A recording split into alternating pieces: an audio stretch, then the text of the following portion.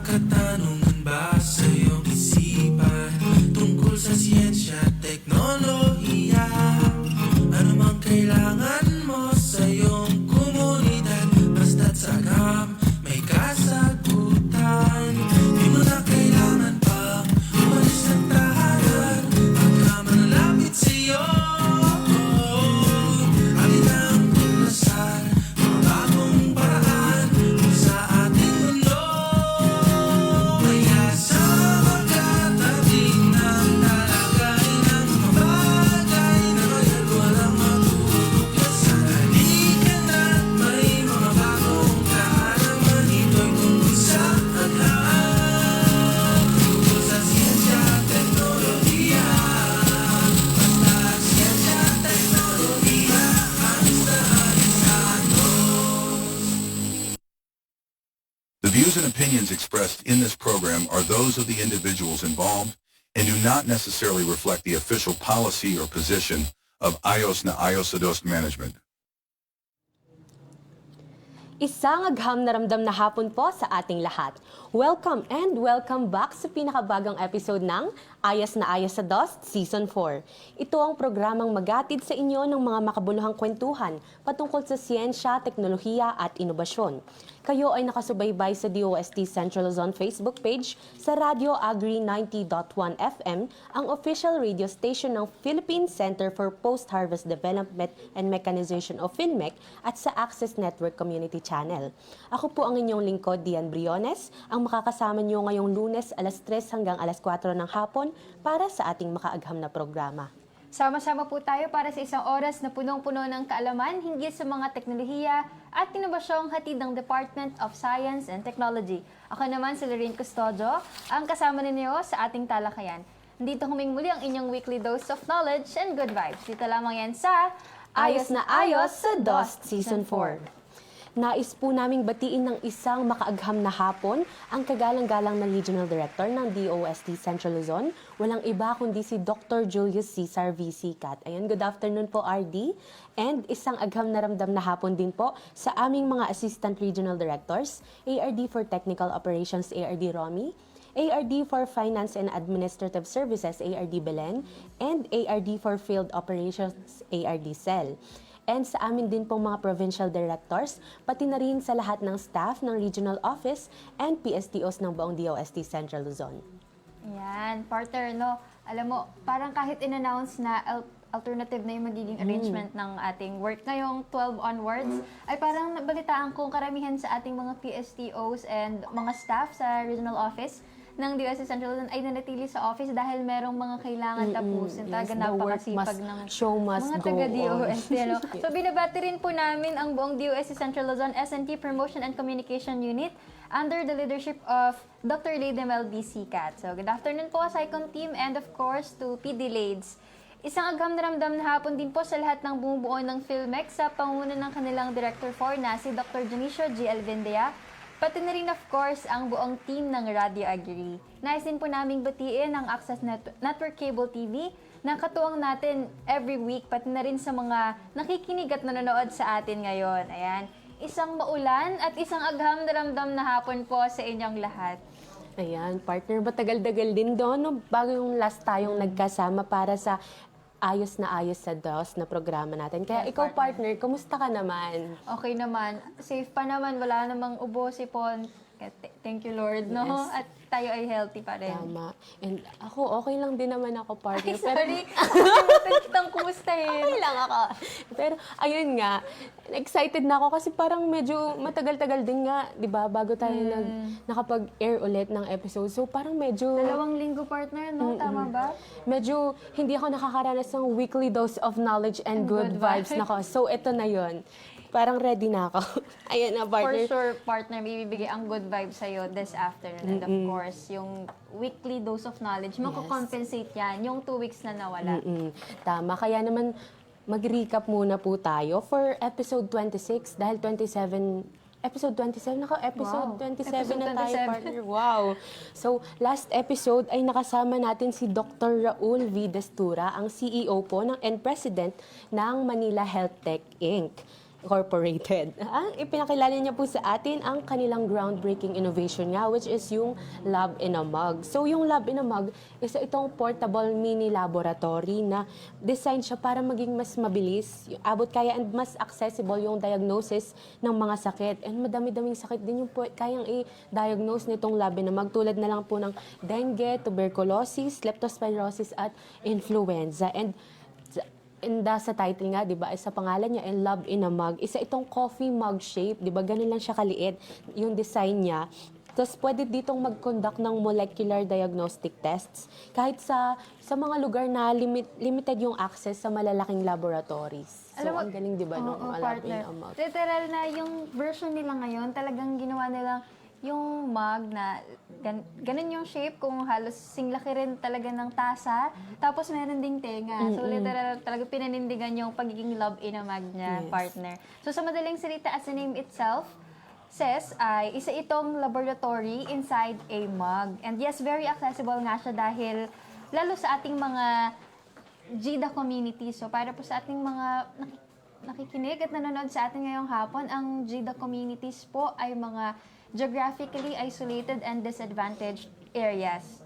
Communities, yan. As Doc emphasized na, ito ang goal nila nga, maipaabot sa mga GIDA communities yung kanilang, yung innovation na Love in a Mug.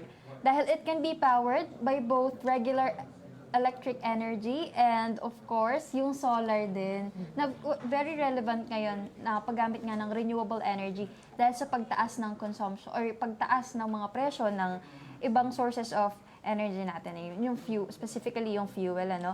And bukod pa doon, itong Lab in a Mug has the ability of geotagging and syncing the data it gathers into a national level. Kaya very useful talaga, no. Kasi yung geotag, pag sinabing geotag, nandun makikita natin kung kailan ba kinuhanan ng, yung data kung kailan kinuha, yung geotag na yun. And of course, yung sa location, yung latitude and longitude ng isang particular na area. Which is very useful in terms of, ayun, sa mga disease, lalo na yung mga disease na about sa lamok. Kasi, di ba, paano natin malalaman na dito sa area na to, very mataas na yung kaso ng ganito. So, kailangan may intervention na nagawin. Kaya very helpful talaga yung pag-geotag natin. Yes, partner. And eto mula naman sa healthcare kasi 'di ba kung natatandaan mo yung dalawang past topics natin ay naging about health-related innovation siya, which is yung Aquavac nga, yung NPWT device, and etong Lab in a Mug. So, parang ngayon may iba naman tayo, and so let's talk about sa construction, sa mga materials doon. Alam mo, partner, itong innovation kasi natin for today, and hollow blocks nga, itong innovation natin for today, and hindi lang siya basta hollow blocks. I think itong topic natin for today, napapanahon nga siya kasi ngayong very wet season dito sa Pilipinas, kasi di ba ang seasons natin ay wet and very wet. Wet and dry. Ngayong wet season dito sa ating bansa. Isipin mo kung ikukumpara daw itong innovation natin for today ay kung ikukumpara siya sa standard concrete blocks, yung sa regular na hollow blocks, ay 64% lighter siya and 5 times stronger under pressure. And which makes it highly resistant to earthquakes and typhoons. Wow, very talaga siya, relevant, di ba? And bukod sa pagiging stable nito, yet lightweight, ay eco-friendly din ito dahil gawa siya using organic binders. Wow. Plus, hindi na siya kailangan pa ng extra plastering or painting dahil nga sa pagkakagawa nito. Tapos, may napukita ko siya kung ano itsura niya. Parang Lego lang siya, partner. So, madali siyang pagpatupatungin dahil yung sa structure, sa design niya nga. Parang puzzle, ano? Parang puzzle. Ang cute nga eh. So, ayun po, para mas makilala pa po natin yung innovation na ito ay, ang kwento sa likod ng pagbuo nito ay ating pakinggan at panoorin ang isang maikling AVP na ipa-flash po namin and ipe-play. As new skyscrapers rise in our skylines, greenhouse gases are rising along with it. This is because the production of cement, a major construction material, emits about 8% of the world's total carbon dioxide emissions. Proof of global warming's dire effects, an eco-friendly solution might be this Filipino invention.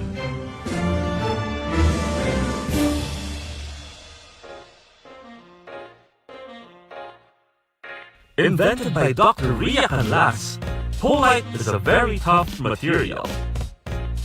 Unlike cement, which is environmentally unsustainable, Polite is made of eco-friendly and natural materials.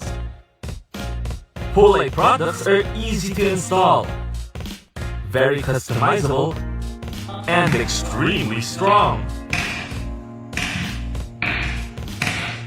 It's lightweight. I can even install it myself. This is waterproof, fire retardant. You cannot find in the market a similar product that is equipped with all of these properties. Polite selfie tiles look hip and cool. Even Marriott Hotel thinks it's Insta-worthy. While Polite hollow blocks are so easy to install, it's like playing with Legos. You can already select if you want the plain or the brick look or the tile look. You can even have a hollow box that has a printed design on it already. So that's giving your house instant aesthetics. For its innovation, form, and function, Polite has been recognized with the Good Design Award Grand Prix as a promising solution for the country's housing gap. Strong, sustainable, aesthetic. Polite is ready to shake up the construction industry.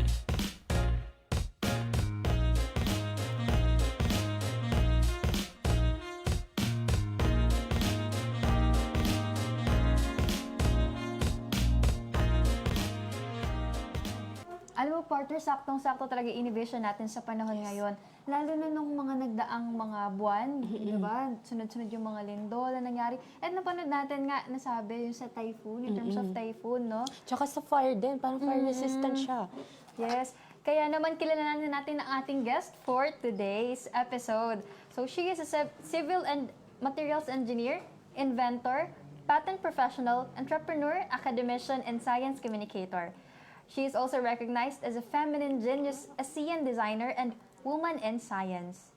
She is the founder and CEO of Polite Technology Incorporated, which is a DOST-funded technology company and has received prestigious innovation and design awards, including the 2019 Good Design Award Grand Prix Malasakit and the 2020 Alfredo M. Yao IP Award Grand Winner. So with 30 years of experience in the academic industry, she has held key leadership roles in innovation, entrepreneurship, and science and technology, including the National Innovation Council. She also leads organizations supporting Filipino inventors and grassroots innovation. Most recently, Dr. Canlas was crowned Mrs. Universe Philippines North Pacific Asia 2026. So, talagang wow na wow, no, partner? Very impressive and of course, diverse yung achievements ng ating guest for today. Talagang hindi maikakailang beauty and brain si Dr. Ria. So, let's all give a warm welcome to the President of Polite Technology Incorporated, Dr. Ria Liza C. Canlas. Hello po, Doc. Ayan. Yes. Talagang very Pleasant. fresh and very Good afternoon to you, Diane and Lorraine. Good afternoon po. Kumusta po ang weather dyan? Kumusta po kayo in general, Dr. Ria? Well, the weather in Manila right now is really very terrible. We are red alert. Almost flooded na sa paligid, no? But we are fine. Yes po. Ayan po. Kumusta naman po yung operations nyo po this past few days? Dahil po sa ating weather. Of course, it's also challenging. Because may pasok, walang pasok, may pasok, walang pasok. So, very challenging times right now. Ramdam. Opo, literal na pati baha ay talagang, ang weather ay ramdam sa kahit anong aspect ng ating day-to-day operations. So, for sure Yes. po, dahil 2 weeks po tayong, supposedly, no, last week pa po tayo nakapag-air, gaano po kayo ka-excited to share po your expertise, knowledge, and of course, yung mga nais nyo po pong i-share sa ating mga viewers and listeners for our episode? Gaano po kayo ka-excited? I'm very excited because I know na your majority of your viewers or listeners are coming from Region 3, no? maaring makarating yung istorya ko na sa mga lugar o sa mga makikinig na hindi pa nakakarinig ng aking story. So this is a very good opportunity for me to influence our scientists and Yes. technopreneurship out there. And Yes. kami din po, Doc, very, very excited na po kaming makinig sa inyo. And I'm sure dito po sa mga Facebook Live viewers po natin, kung may mga katanungan po kayo mamaya para kay Doc, ay i-comment niya lang po ito sa aming live stream sa DOST-Central Luzon Facebook page. Ayan. So, ayun po, Doc. Pwede niyo po bang ipakilala sa amin ang inyong sarili and ang inyong company and ano po ba yung mission nito? All right. Well, of course, for everyone, no, everybody calls me Doc Ria, Doctor of Technology, and primarily yun yung dahilan kung bakit as a technologist, I was able to come up with my own formulation. No?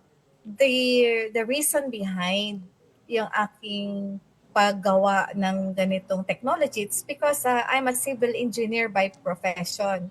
And when I was very young, at the age of 23, 2 years after I had my experience sa construction industry, I already became a contractor.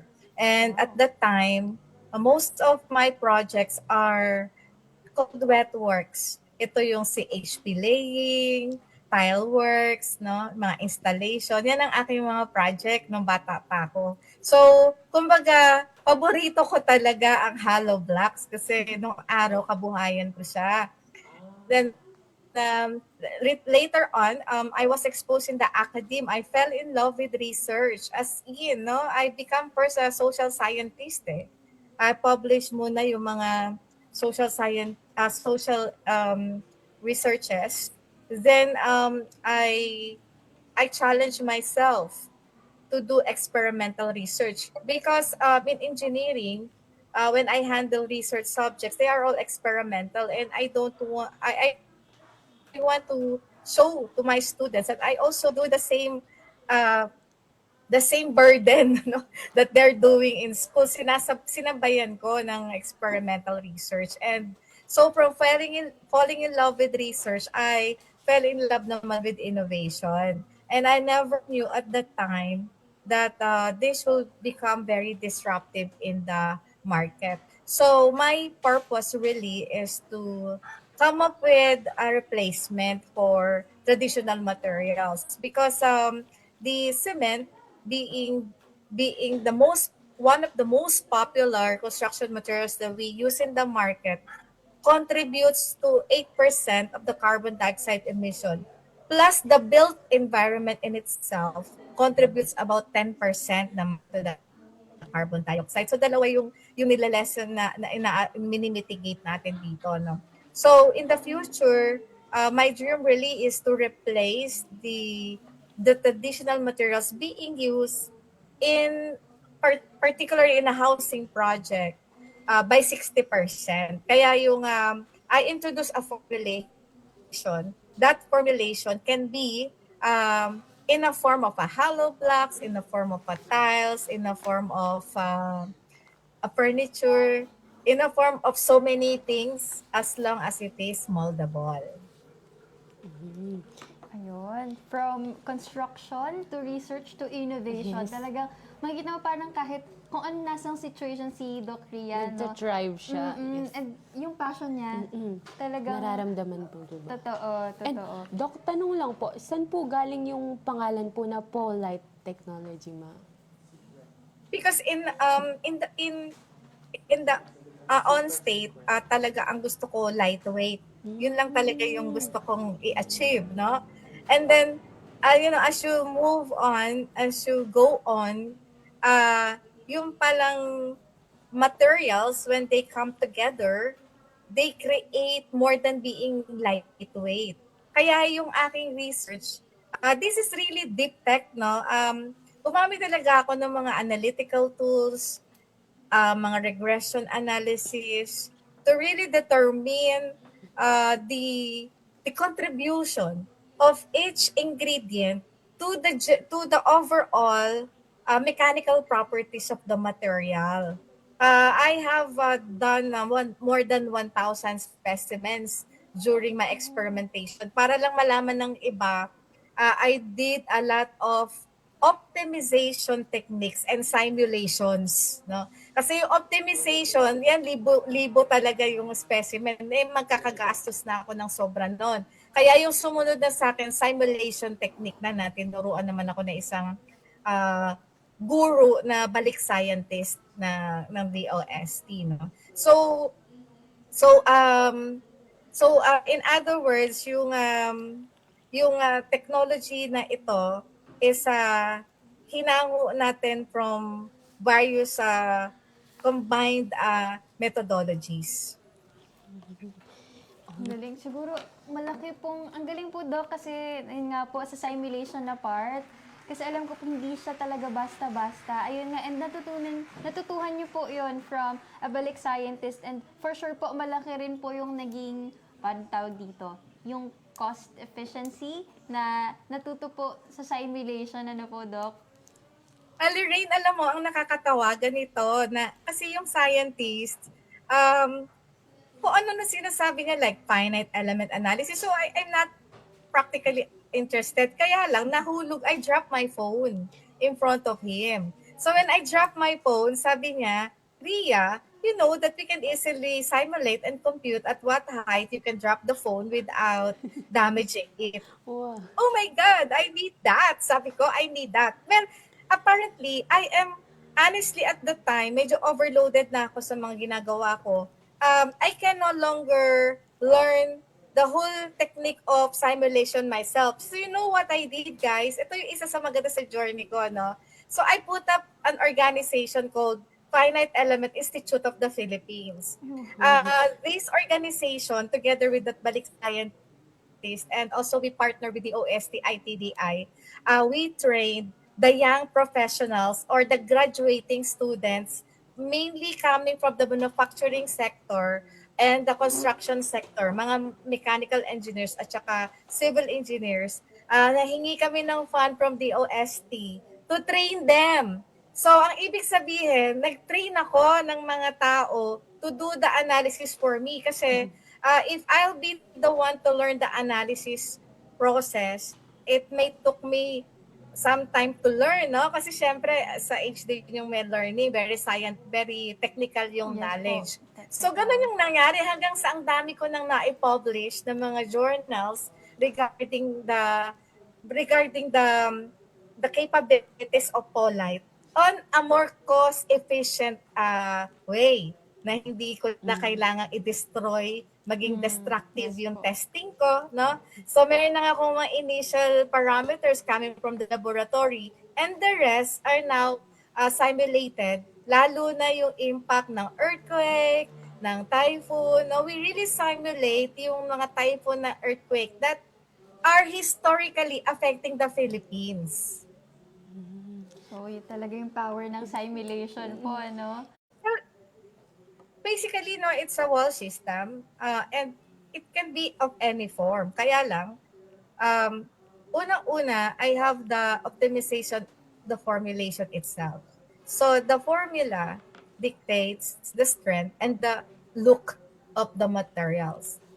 Doon sa formulation, na-customize ko yun, depende sa gusto ng kliyente. In fact, nagkaroon ako dati ng kliyente na gusto niya konti lang yung nunal, yung parang mga imperfections or yung mga inherent beautiful speckles on the surface of the hollow blocks. No? So yun una yung nababari ko yung formulation, and then nababari ko yung sizes niya. So pwedeng hollow block size daw, I introduce the hollow block size for me to get the market. Kasi kapag ini-introduce, nung una ko siya in-introduce maliit, sabi ko ayoko siya introduce na katulad ng ordinaryo. So sabi ko, I'll introduce it as small size. Nahirapan ako mag-explain. Kasi kapag pinipitch ko siya sa mga contractors, parang ang daming tinatanong, paano to? Pag i-join ko na siya, what if the structure is a combination of polite and an ordinary hollow blocks? So just to lessen and for easy adoption and for easy understanding, I decided that my first set of molds will be the sign of a hollow blocks para madali na siyang maintindihan at may sense na, na madali ko din siyang maiko-combine sa isang existing concrete hollow blocks. Ang hollow blocks na ito does not need any special skills to install it. An ordinary mason and an ordinary person who knows how to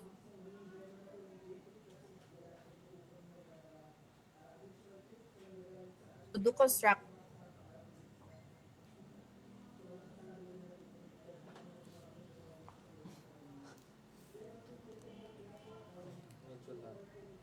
can easily install my material para gawin yan, no? And then yun nga, meaning I should be part of the design process. Okay, gusto mo ng brick tile look, dadaling ko na yon sa site, ready to install. So ilalagay mo na lang siya, and then so less mess, the less mess will generate also savings, no?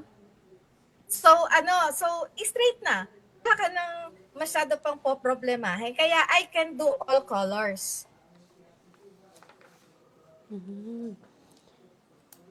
So, ayun, parang yung ano pala, may formula pala si Doc, no? So, parang dun po nakadepende yung magiging itsura po and size, Doc, nung hollow blocks. Yes, yes. Sabi nga ni Doc na, no, customizable siya. Tsaka, parang sa AVP kanina, may iba-ibang design din po siya, Doc, no? Hindi Yes. po siya Literal na pasok dun sa aesthetic purposes ng isang, kasi 'di ba yung hollow blocks po, tama po ba yung term, Doc? Pinapalitadahan para po maging makinis. Ganyan. So, sa polite po, kasi actually mukha siyang bricks eh. Di ba pag bricks, hindi naman na kailangan palitadahan. Parang lalagyan na lang ng combination of sand and cement. Tama po ba, Doc? Tapos yun yung pagpapatong-patungin. So, mag-aesthetically pleasing na siya. Pero pag hollow blocks, ayun nga, kailangan pang palitadahan, pipinturahan. So, ito yung polite, ina-address niya yung mga ganong, kumbaga, additional labor pa, no? And of course, yung kaibahan nga niya, sabi nga ni Doc, yung in terms of strength niya kapag sa typhoon, sa fire, given din na ang Pilipinas nga ay maraming disaster na, baga, yun nga, prone sa typhoons, ayan, and earthquakes also. So, ayun po, ano po yung pangunahing aim po natin? Bakit po nagkaroon ng polite hollow block, Doc? Sorry, medyo nag-choppy. What's the inspiration? Ano po yung pinakang aim po natin? Ano po yung pinakang mission po natin? Bakit po nagkaroon ng polite hollow block? Well, dignity for housing. Because ngayon, yung mga nakikita nating mga ginagawang mass housing, sa totoo lang, no, baka konting lindol yan, mahuhulog na yan. At saka, hindi talaga siya maganda. No? Yung sa akin kasi, yung tatlong main feature niya, it's structurally safe, it's strong.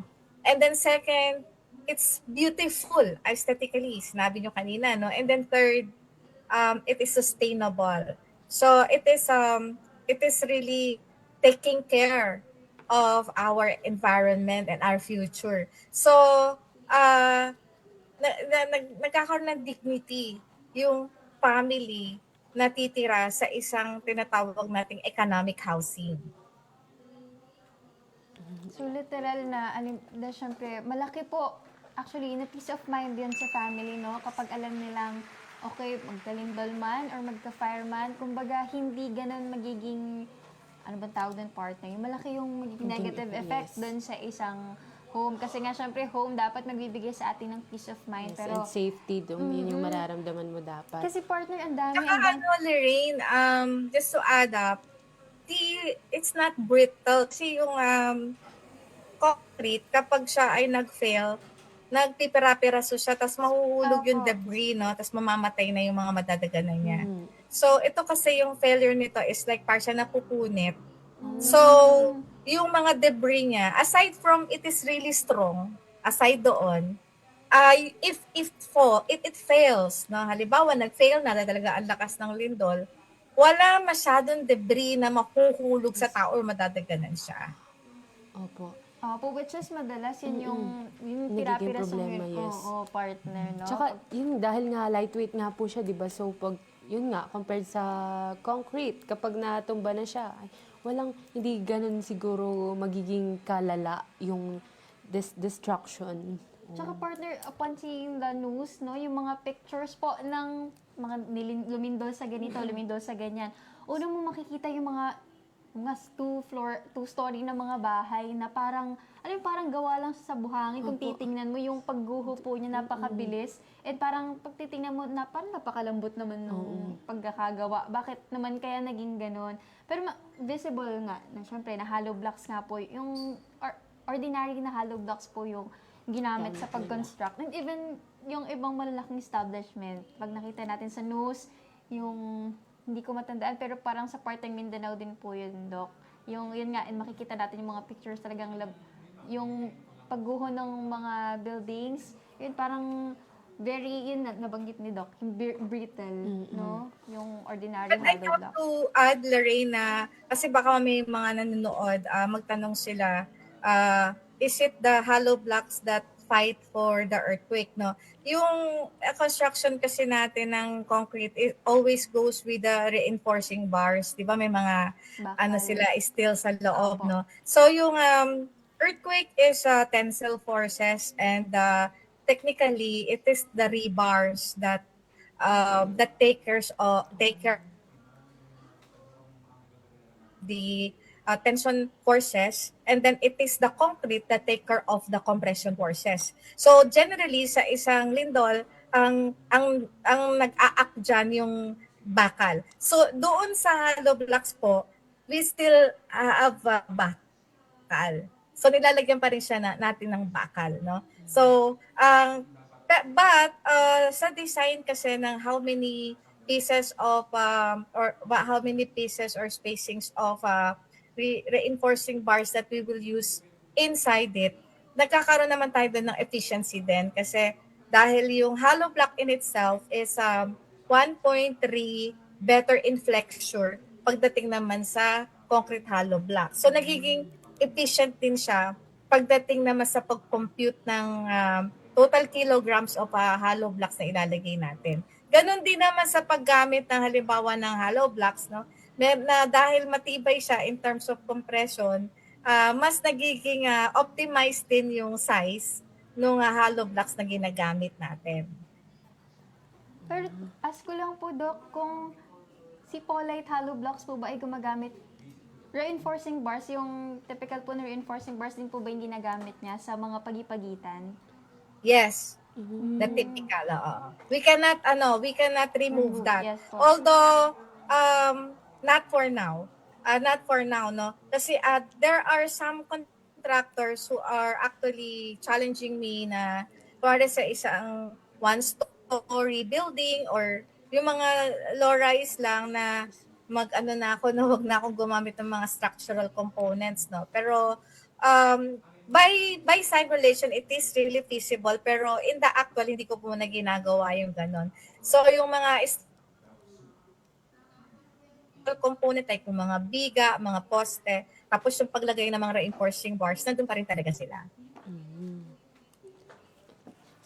So, Doc, dito po sa Polite Hollow Block, saan po nagsimula yung idea po para dito? Paano nyo po naisip na, ay, gagawin ko to? Paano nyo po nag-start?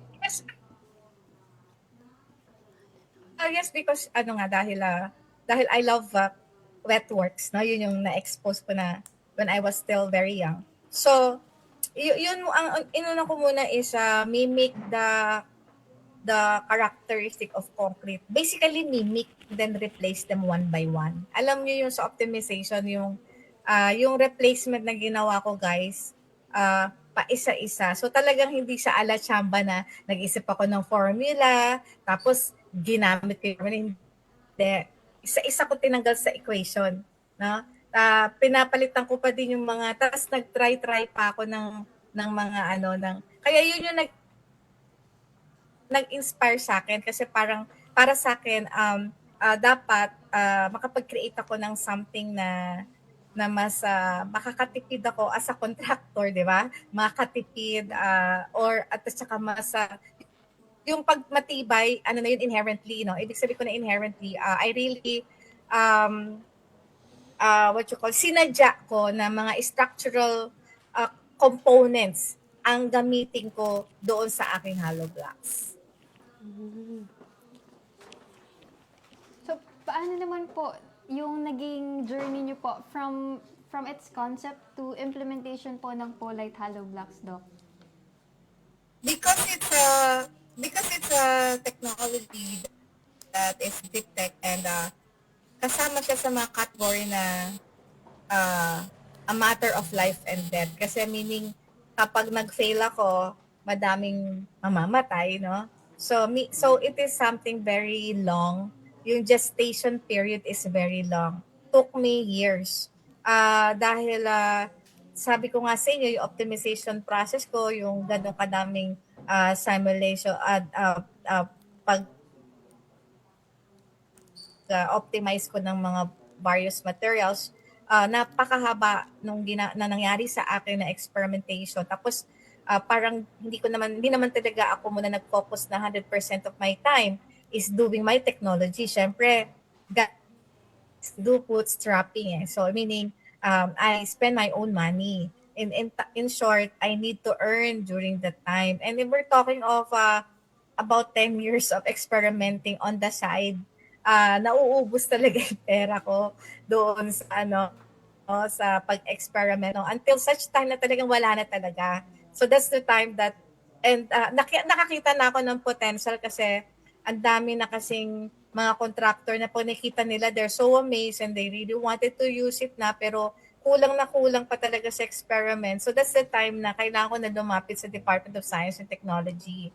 So yung ordeal ko talaga ang journey ko talaga is dinaanan ko yung very raw experience sa isang nag-experiment, nag-research, and then naubusan ng pera, nag-bootstrap, and then ngayon, kumuha ng seed money from Department of Science and Technology. And then naghanap ako wala naman akong planta.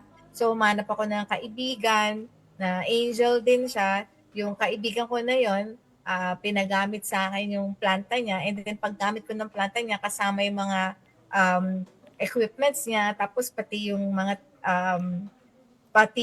pag-train ng mga tao because yung perfection, yung pagpapaganda ng product kasi ako yung formulation tapos paano siya binubuo pero yung pagandahin nito technically I was aided by an industry partner na tumulong sa akin. And then it's really very hard kasi kung magpapagawa ka ng bahay, syempre yung magiging adapter mo, isipin nila na pinaghirapan ko yung pera ko eh. Tapos ako ngayon na magiging first adapter mo, 'di ba? What if pag pumalpak ka, 'di ba? So I also have angels, my friends, na pumayag sila na maging first adapter. So up to now, ganun pa din kasi kailangan ko naman ng malaking planta on my own. So yun naman din, ibig sabihin the journey really is an ongoing process para talagang ma-achieve mo yung lugar or yung status na gusto mong ma-reach ng technology mo. At saka yun nga po sa construction na talagang buhay yung kapalit. Kumbaga, napaka-crucial po ng pinagdaanan. Kasi sabi nga ni Doc, no, talaga mabusisi yung naging optimization process. And nabanggit nyo rin po, Doc, dekada yung naging journey para po makapunta po sa puntong ito. Ayan. So, ayan po. Partner, go partner. And Doc, yun po, nakwento niyo po yung naging journey niyo. Sa journey po na ito, Doc, ay sino po yung mga naging katuwang niyo po sa pagbuo nung innovation po na ito and ano po yung naging papel ng DOST sa journey po na ito? Alright, so because in the invention process it's me, no, DOST have been very had helped me a lot through its technicum program. So I was given a grant And for everyone's knowledge, yung 'di ba yung grant is you'll not repay it, 'di ba? It's given to you so that you can use it for your some of the kasi pre-commercialization phase eh. So, para do sa mga natitira ko pang mga experiments bago ko siya mailabas sa market. So, yun yung malaking naitulong sa akin ng DOST. Because of that funding, I was able to completely identify yung tinatawag natin standardization of my material. Halimbawa, pag ilalabas ko yung material, minsan may maitim, may maputi, may maliit, may malaki. So, yung how do I standardize everything on the product itself and on the process. Okay? So, they also help me to do kung ano yung mga mini tools or machines na kailangan so that I can also standardize the process. So, because of the OST, I was able to collect all the data and was able to project what I really needed para ma-launch ko siya ng 100% to the market. Aside from the OST, as I mentioned kanina, yung mga tumulong sa akin along the process are the industry partner. And then yung mga unang taong angel partners no na nagkipag-partner sa akin at that time, and then yung mga initial adopters ng Polite technology. Also to mention yung si Dr. Vicente D. Reyes, balik scientist who helped me out in my in the finite element analysis or the simulation process. At saka DPWH also assisted pagdating sa mga minimum requirement of testing na naging staff ko no na tumulong din sa akin for to master the art regarding the perfecting the technology, no? So, syempre may mga inutangan, di ba? Di ba ganun kasi talaga ang hirap, no? Baka kasi, alam nyo guys, ang hirap talaga na nagsisimula, no? You really have, mangungutang ka, it's really an ongoing teaching di ba? So, kailangan mo talaga yun para maitawid mo yung technology mo. So, and sino pa ba? So, madami pa. And then, isa pa sa naitulong sa akin ng DOST is yung promoting me. Apparently, guys, nung nananalo kasi ako sa season, it's a pandemic period. So, ang tawag sa akin, pandemic baby, no? Ang ibig sabihin nun, instead na hindi ko naranasan masyado na ipapadala sa ibang bansa. Kasi I was sent to other country virtually. Kasi nga, pandemic, no? Hindi katulad yung mga nanalo na hindi pandemic nakapunta sa iba-ibang mga bansa. But yung na pag-promote sa akin, lalo na ngayon, yung pag-promote sa akin ng DOST sa London Tech Week, gives me more traction, nagkaroon ng validation that really is the technology is something that we can really showcase to the global stage. At nabuo ulit yung, nakita natin yung kailangan na talaga na i-pull in natin yung mga resources na pwede ibigay ni DOST so that, I can manufacture big volume. Kasi nga, bahay kasi, di ba, wala namang bumibili ng hollow blocks na isang peraso. So, di ba, yun ang problema sa akin, no? Pag may bibili, syempre, bulto-bulto, no? So, kaya kailangan talagang maiayos yung buong process kung paano makakapag-manufacture at yun din na magdidikta ng presyo. So, ang dami ng support sa akin ng DOST, lalo na sa exposure. Ayan. Aside sa standardization po, malaki po ang naging tulong ni DOST in terms of promotion and exposure. Talagang si DOST talaga pupunta ka niya sa mga network na kailangan mo, na kailangan ng yung business. And of course, the industry partners and yung kanina pa naman binabanggit ng angel partners niya and Dr. Vicente Reyes, nabalik scientist. Tama po ba si Doc Reyes po yung tumulong po sa inyo sa simulation? Yeah, but he passed away during pandemic. So, sayang nga kasi we're trying to ituloy yung Finite Element Institute of the Philippines, pero talagang pag wala na yung pinaka-expert, no, parang nagkakaroon siya ng konting weakness So nagtatry kami from the people na na-train namin at saka with DOST ITBI na mag-continue pa yung pag-push ng FEA sa industries. Po, hopefully po magkaroon po ng susunod na Doc Vicente Reyes para po maituloy and mas marami pang makinabang po sa organization and sa aim ng organization, of course. So, ayun po, tinitingnan ko po yung Polite Hollow Blocks. Mukha po siyang iba, medyo mukhang bricks. Yun nga ba, parang puzzle. And yung kaninang present yung sa lababo part ng Yung tiles naman yung Oo, ibang design mukhang nila. tiles siya na hindi lang, parang mas maganda pa nga siya sa tiles actually. So, ayun po sa mga nakasubok na po ng Polite Hollow Blocks, ano po yung mga naging feedback po nila? Well, so far, okay naman. Medyo ano lang yung, meron kasing, sa research din namin, may mga tiles kasi kami na, meron siyang, what you call this, optimized sizing of the tiles para mas okay siya as against to the so-called contractions, no? Or yun, there's another word din. Kasi di ba meron ang materials nagre-react siya sa extreme heat and extreme coldness, no? So, yung reaction ng polite to those extreme weather conditions has to fulfill yung mga ratio aspect ng width versus the height, no? So meaning may mga iba kaming minomodify pagdating sa aming mga tiles when it comes to doon sa specific needs kung saan sila gagamitan. Kasi yung tiles kasi ginagamit sa floor, sa wall, no? Yung mga ganong klase ng aspeto. But generally, maganda ang dating ng polite. No? And ayun po, dahil naging maganda naman yung feedback and si Doc ay na-expose na sa mga sa different sa international mga competitions din po, Doc, di ba? And recently po yung sa London Tech Week nga.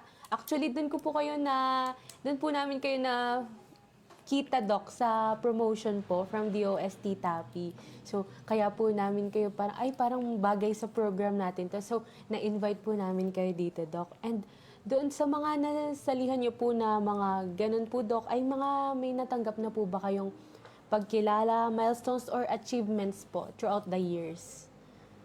Yes, kasi when I become the first recipient ng Good Design Award in the Philippines, no? That was 2019. And from there, nag-took off ako na parang sobrang high na gumano, no? So, naging Alfredo M. Yao Intellectual Property Award. Siyempre, ito yung pinaka most sought IP award sa Pilipinas, no? And then, of course, nanalo din ako sa DOST regional competition, yung RISE. And then, aside from that, sumali ako sa mga competitions abroad. I have included in the top 500 promising technology in slingshot competitions. Tapos aside from that, syempre, maybe because of that, I was appointed by the president as a executive member of the National Innovation Council.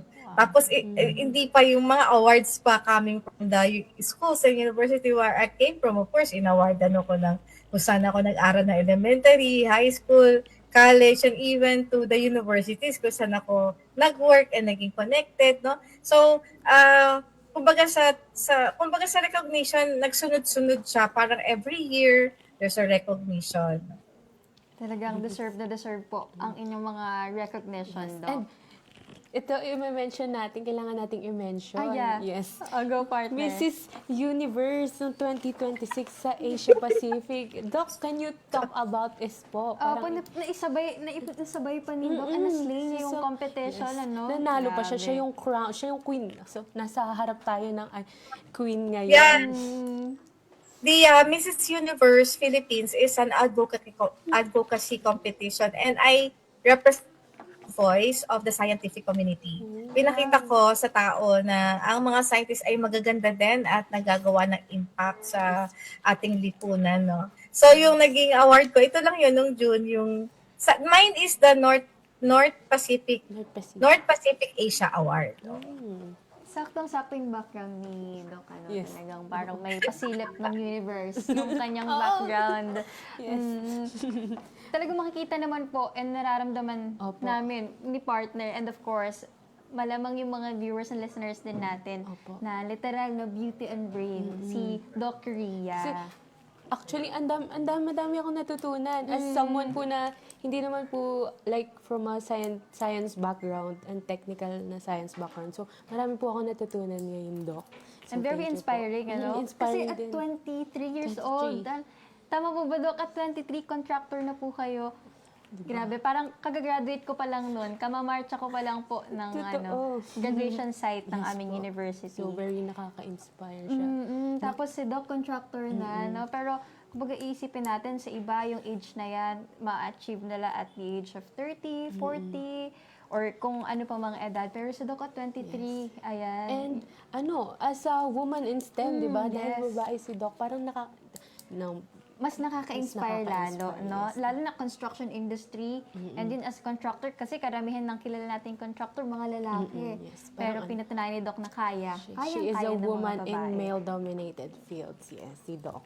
Ayan. So, ayun po, Doc, sa mga susunod naman pong, or sa mga iniim niyo po in the near future and plans, ano naman po yung inyong mga plano para sa hinaharap, say 5 to 10 years po sa kabuuan ng Polite Technology Incorporated, and then of course, the Polite Hollow Block.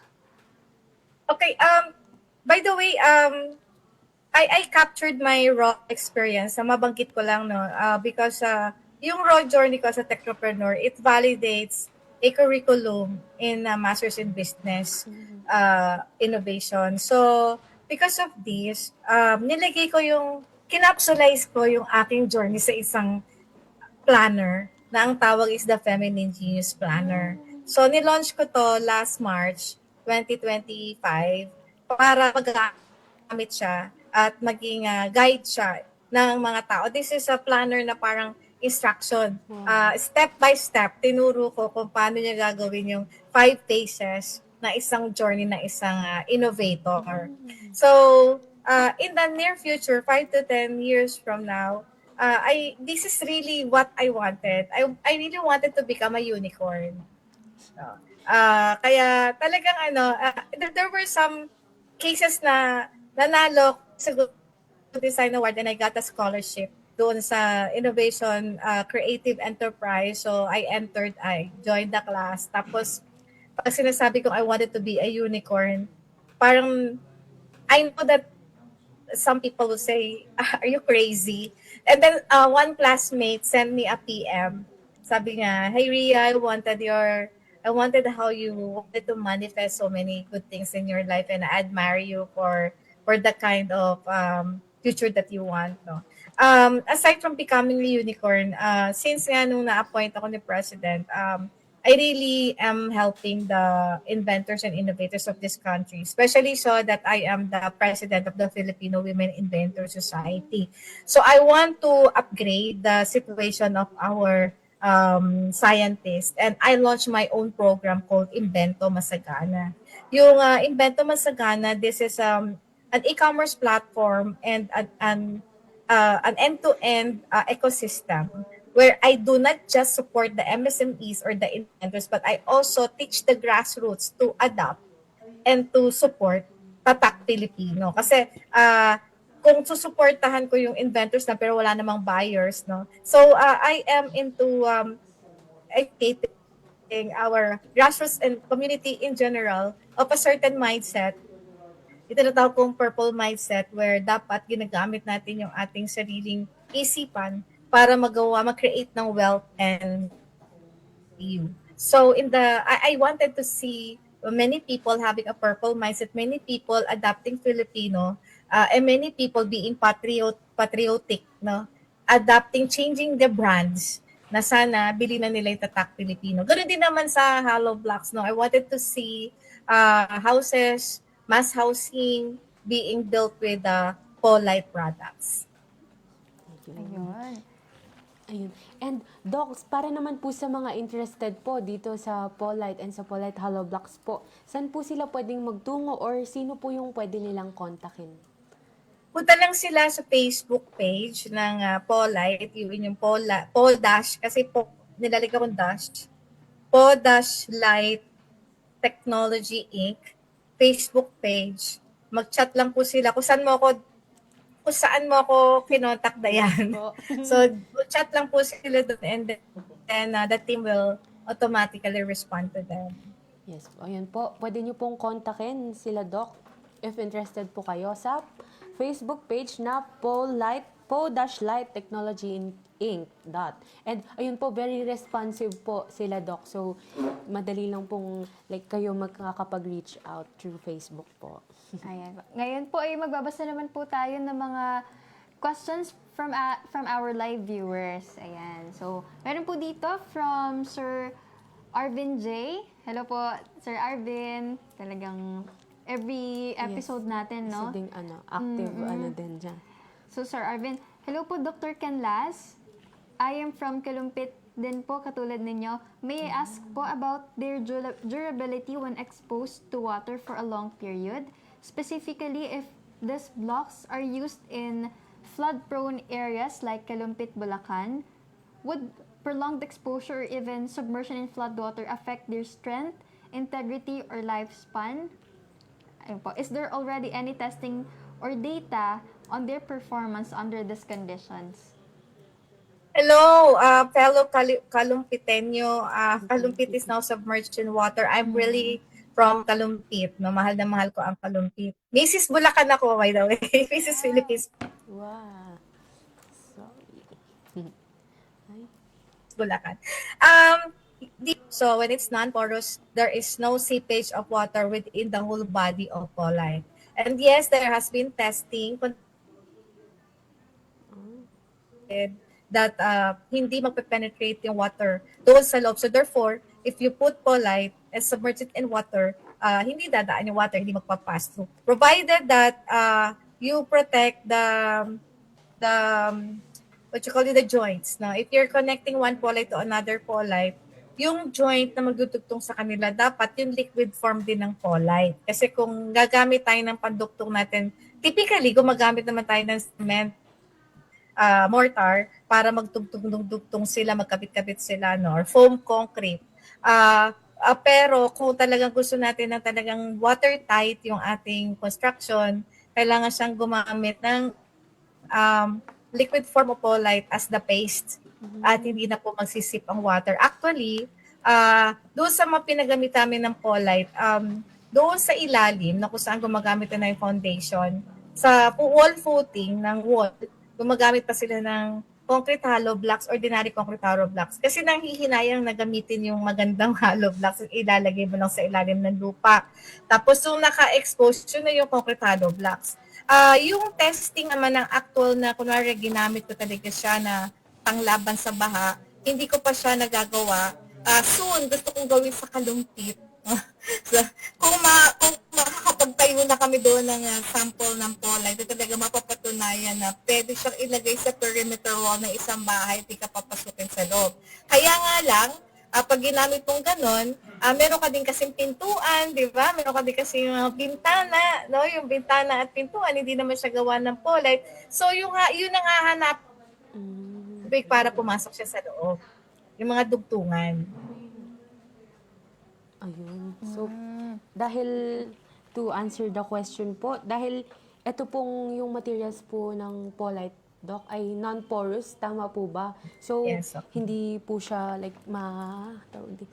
parang hindi siya ma-expose yung sa water. Hindi siya ganun hindi magiging ganun yung effect niya. Tatagas, no, Oo, partner? parang- Kasi Wala talagang tagas. Opo. Wala talagang pores. kadalasan po lalo sa mga pader, kaya mas madaling nasisira yung ibang kisame or yung mga haligi dahil nga tumutulo doon, nagpa-pass through dahil nga porous yung ating material gawa po dun sa hollow block. So, ito pong Polite hollow blocks, Dr. Ria, ay nagamit na rin po ba siya sa both residential and commercial buildings? Yes, oo, nagamit na siya sa bahay at saka sa commercial yung mga offices. Oh. So, So, ayun po, in terms of sustainability po, yung saan po mainly gawa yung material from Polite para masabi po natin na it's sustainable? There are two basic components of Polite. We have the binder. In an ordinary concrete, the binder is cement. And then we have the fillers. So in my case, I don't use cement. So I do use liquid binders of my own composition. Wow. And these are a combination of, there is also a component of organic and inorganic binders that I use altogether. No? So this is a liquid form. And then titigas na siya. Yun namang mga binders ko, I use a combination of geomaterials. All are made of structural aggregates and also a part of agricultural waste material. Kasi yung technique kasi doon yung the different sizing of the aggregates that make it more strong.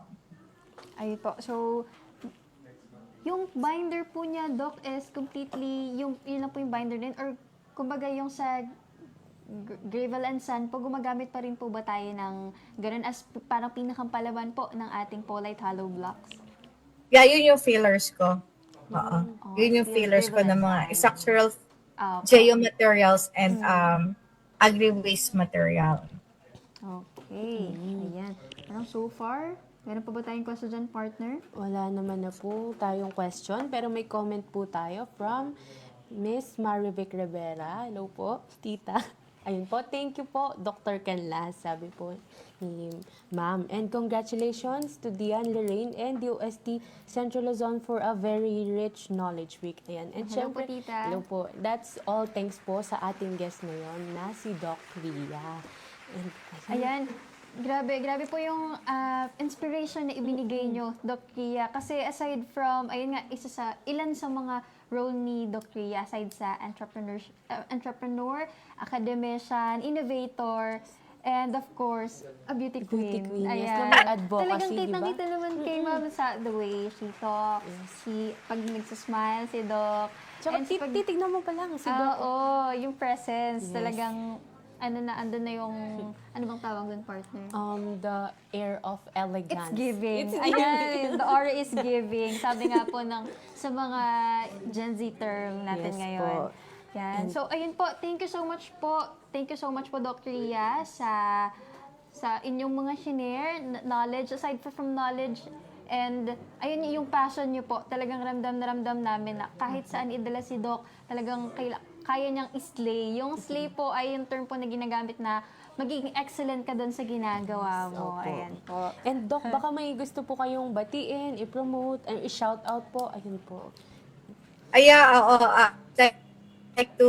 I'd like to greet my Mrs. Universe friends. Ayan na. So, also, nagpapasalamat ako sa DOST, of course, kasi para sa akin, napakalaki ng naging tulong nila. And the DOST beside me, I already gained the trust and confidence also of the other people na kinakausap ko ngayon. At hi to Sir Asek Napoleon Manilio, Sir. Tuloy-tuloy na natin yung ating land bank loan. At saka sa lahat po ng mga pamilya ko dyan sa Kalumpit, mag-iingat po kayo yung lahat dyan. Thank you po sa inyo, Central Luzon. Thank you DOST so much Central po, Luzon. Thank you po, Doc. Thank you so much po. Ayan. So, isang makaagham na talakayan na naman po ang pinagsaluhan natin ngayong hapon. Muli po, maraming salamat po ulit, Doc Ria Canlas. Muli, binabati po namin ang lahat ng bumubuo ng DOST Central Luzon, ng PhilMec, ng Radio Agri at ng Access Network TV. Kasama na rin po ang lahat ng sumubaybay sa atin ngayong hapon. Ang mga, of course, nakasama nating nakinig at natuto, isang agham na ramdam na hapon po sa inyong lahat. At mga kaagham, huwag po nating kalimutang i-follow ang aming Facebook page, ang DOST-Central Luzon sa Pati na rin po sa YouTube at TikTok din with the same name po, DOST-Central Luzon, para manatiling updated sa aming mga programs and activities. Pati na rin po ang Facebook pages ng aming mga PSTOs, ang DOST Aurora, DOST Bataan, DOST Bulacan, DOST Nueva Ecija, DOST Pampanga, DOST Tarlac, and DOST Zambales. Paki-invite na rin po ang mga friends nyo na mag-follow para updated din sila sa mga serbisyong hatid ng DOST Central Luzon. Yan, meron po tayong pahabol dito. Basahin ko lang saglit, partner, no? From Ma'am Josie Faustino Goyena. Hello, Miss Dian Esther Briones. Hello And po. of course, from Ma'am Johnny May Sikat Asog Bautista. Thank you po, Doc Ria. Ayan. So, po, nais din po namin ipabatid na maaari ninyong balikan ng replay ng aming mga episodes sa DOST Central Luzon YouTube channel, pati na rin sa YouTube po ng Radio Agri 90.1 FM Filmec, ay mapapakinggan din po ang aming mga replay sa kanilang radio tuwing weekends. So muli po, maraming salamat sa pagtutok sa ating talakayan. Hatid namin ng iba't ibang serbisyo patungkol sa siyensya, teknolohiya at inobasyon ng DOST. Sa ngalan po ng aming Regional Director, Dr. Julius Cesar V. Sicat, ako pong muli si Lorraine Custodio. At ako naman po si Dian Briones, ang nakasama nyo ngayong hapon sa ating programa. Subaybayan muli kami sa Lunes, alas 3 hanggang alas 4 ng hapon sa programang maghahatid sa inyo ng weekly dose of knowledge and good vibes. Sama-sama ulit po tayo next week. Dito lamang yan sa Ayos na Ayos sa DOST Season 4. May mga katanungan ba sa iyong isipan?